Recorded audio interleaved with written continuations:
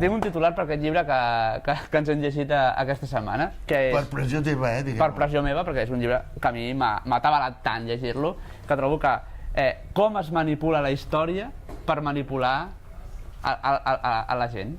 Esclar. És això, és un llibre que parla de punts sobre fets històrics i fets i coses de la història, tal com l'expliquen aquí, tal com l'expliquen allà, tal com l'expliquen així i tal, que serveixen per crear aquest sentiment col·lectiu per un interès a fer alguna cosa darrere d'això.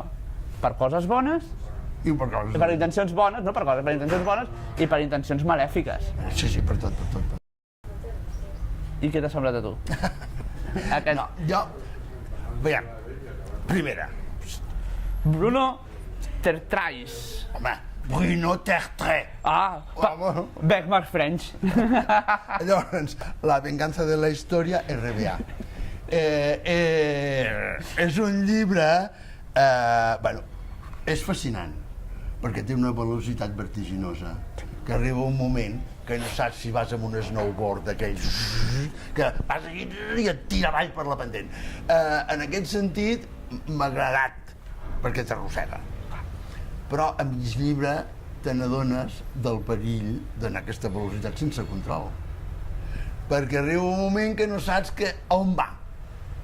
Al final, sí, per ser francès, sempre ha d'haver una conclusió. Una conclusió, sí. Llavors, què en fem d'això? M'he enfadat amb la conclusió. Què és que més val oblidar?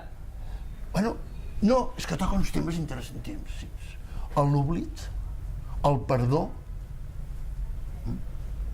És possible oblidar?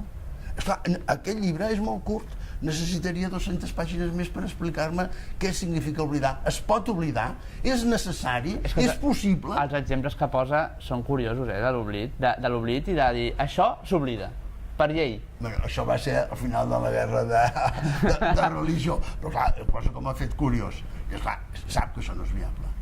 El llibre m'ha interessat molt per tot el que apunta, però clar, és molt còmode fer un llibre i no donar-te la solució. És que potser t'està dient que no hi ha solució, que la història demostra que no té solució, que tots estem sentint ara mateix frases aquí, que es va ser això. És el país més antic d'Europa. Frase. Tenim el Parlament més antic d'Europa. Soc el president 131 de la Generalitat de Catalunya. Tot això es basa en fets que són història rigorosíssima, totes aquestes frases. No ho discutirem. Però clar, és que parla de Putin, parla dels xinos, parla del Trump, parla de França, parla d'Anglaterra. I llavors, sí, ja he dit que el llibre és fascinant. No salva ningú. No salva ningú. Però, bueno, no em dona la solució. Què hem de fer, doctor? Em trobo malament, què hem de fer, doctor? Tragar-te'l, acceptar-ho i passar a la següent pàgina. La venganza de la història. Bruno Tertrais, RBA.